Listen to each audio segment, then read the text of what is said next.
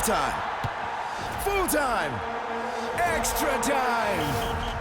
Debonair's Pizza. Try something amazing.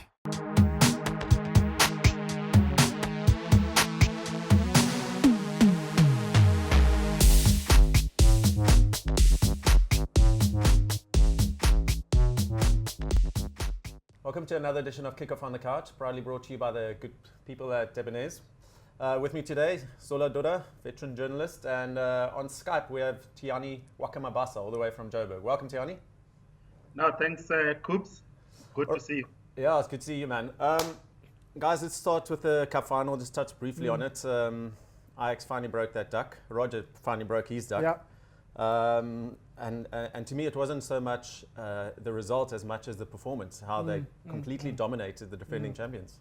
I think Roger Tessa outsmarted Steve Kompella completely. Look at how Ajax kept on played, from Nathan Paulsen down to Losper, to Norodin, to Lebus, as well as Cicilolo. For me, Ajax were completely dominant in that game. They played very well. They went there knowing that they have to win the game in order to be taken serious as this season contenders. So they've done very well. At the same time, I don't think Kaizer Chiefs really showed up, because they just went, they think that they're favorites. They won't do anything special. Well, you could see it by the some of the quotes coming through from the media day. Kenya saying it's going to be easy victory and all that type of thing. So maybe a bit overconfident. Tiani, the Ajax chairman has said that the scene is set for them to really push on. They've got the taste of silverware now, and then it's a case of, or he was confident that they'll finish top of the league come end of the season. What do you think? Think it's possible? Yeah, very, very possible, Coops. You know, the thing is, with Roger, he has to look at one thing maybe. You know, if you look at his previous teams, you know, they always start well, but they fade in the second half of the season. You know, so maybe he has to look at, in terms of managing his squad, maybe that's the problem. You know, but in terms of the start, you know, it's always at a good start. You know, just like we see now, top of the log, and they can maintain it until the end of the first half of the season. But the big question is, can they maintain it in the second half of the season? If they can do that, I believe that they have the squad to do well. I know people who say they have a lot of youngsters. You know, I think they're changing the mentality of South African football fans. You know, if you're 17, then you're not good enough, you know, in the minds, you know. But, you know, this Ajax squad, you know, they're changing that slowly but surely, you know, because if you look at the young players like they have at the moment, you know, Norodin, you know, you have Kutsia, you have Mubara. You know, people can write them off, you know, but they're doing so at their own peril. Yeah, that's true. And well, let's talk about that Ajax squad. Young team, 10 of the starting squad in the final came through the youth ranks, and now we had the Bafana squad announcement now for the two friendlies against Costa Rica and Honduras. Yeah. And we keep hearing about Vision 2022. Keep hearing about youth this and this and that, and only 2 of those players of the Ajax squad make it into the Bafana squad. For me, that's a bit surprising, because considering that Norodin this season has been by far one of the best performing players. Okay, Ndiviwe Mtabuka came into the team from Vasco da Gama. He's been doing very well, but he's 24 and this is also his first season. So it's a bit of a touch and go in terms of his issue. But when it comes to Norodin, here is a player who fits very well into Vision 2022 as well as 2018. And he also qualified for the Under-23. So why don't we invest in him? Use him for Bafana games, let him get more experience. The same thing we did with Jabupule and Omvete in 2000 before they went to the Olympics. Yeah. So I think it's a bit of a surprise that he has not been picked for these games against Honduras and Costa Rica. Yeah. Tiani, looking at some other players that made it in the new edition of Kickoff, which is coming out on this Friday, we were talking about 5 guys that Shakes must call up. One of those guys, which we identified, is George Lebese, who's now finally got his call up. But Thabo Rakale, why do you think he's not made the squad? He's obviously the form player in South Africa at the moment. Why would Shakes not go there, do you think?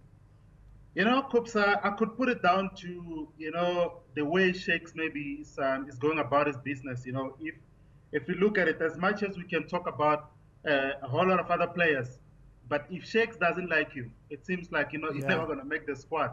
You know, it goes for a lot of other players. You know, obviously you mentioned Rakale, but where's Mukocho in the squad? You know, this boy started with the under-12s, you know. So for me, it's a big surprise that he continues to ignore him.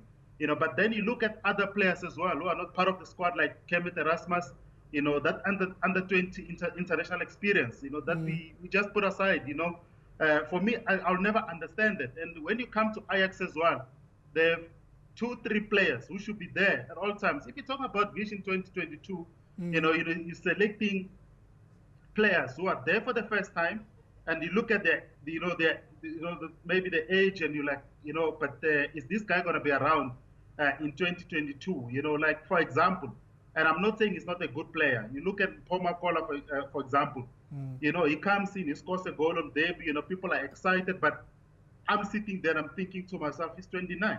Is he going to be able to, to continue and be there, in 2022? So basically, in my honest opinion, Shakes is going about it the wrong way. For me, I'll get the guys with, some experience at international level, then blend them with some youngsters.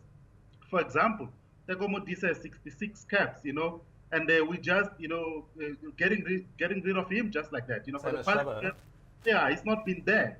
So get players like that. Itumeleng Khune has so much experience at the international level, and you get in players like Mubarak, Kutsia, Norodin, and so on and so on. Then you're building a team. People then buy your idea that you're actually building for 2022. But at the moment, we're actually selecting a squad that can play a match, and then we leave it at that. So we're definitely not working around Vision 2022 in my opinion. Well, it's exactly what Roger did with his squad. He got a lot of youngsters in, but he kept some of the experienced guys like Nathan Paul, Sir Franklin, Kale, and those type of guys, and then bringing that experience. But look, Shakes is in the firing line. He has been for quite a while, but I guess he's not Heineke Meyer at the moment, so could have been worse.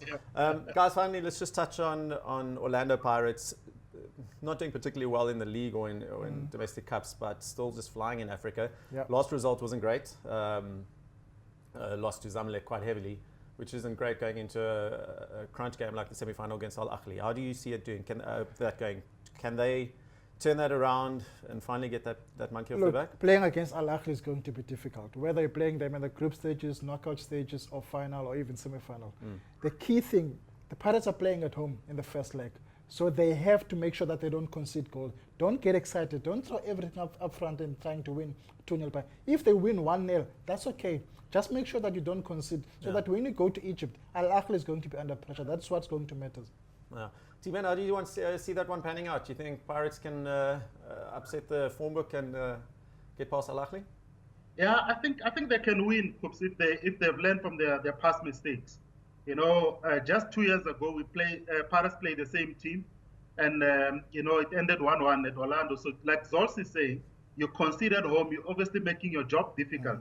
Going into the second leg. So, if they can make sure that they get maybe a 2-0 win at home, it makes their job a lot easier going into the second leg. But I think, having said that, South African clubs have to learn one thing, Coops. These North African teams are doing it so right because it makes that bit of difference, in the semi-finals.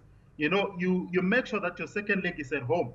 That's how they always do things. Go to the Champions League, go through the years. You'll realize that they make sure that the first leg is away, the second leg is at home. They do that by winning their groups. So our teams as well have to start doing that. But because that thing makes a bit of a difference, in terms of you reaching the final. Because in terms of the quality, maybe there's not much to separate, the teams in the semi-finals because all the teams obviously they deserve to be there. So you have to look at, such small details, to make a big difference, going into the final. But I believe they can do well. They have to play as a team. I've seen the likes of Rakale, not his normal game, like what we've seen, previously, where you'll actually play more like a team player. You'll be defending and attacking as well, rather than wait for the ball upfield. So if they can do that, play more as a team, they have as much chance as likely to reach the finals. And of course, like you say, with the second leg being in Cairo, that fan base of theirs, it's the pressure on the Pirates players. So all we can hope for is that the Pirates faithful turn out on Saturday now, and maybe give Al Ahly a bit of their own medicine and just really get behind their team. But the good thing is that most of the players who played for Al Ahly 2 years ago, they've now retired. Guys like Goma, guys like Abu Trika. So it's a good thing for Pirates, and but Pirates have got more experienced players. So, but we'll see how things go out. Let's hope they can pull it through. That's it for another edition of Kickoff on the Couch. Look out for the new edition of Kickoff magazine. It's hitting shelves on Friday. A great interview with Chaba Rakale, and of course jam-packed with other great content. Thank you so much. Join us next time. Half time. Full time. Extra time. Debonair's Pizza. Try something amazing.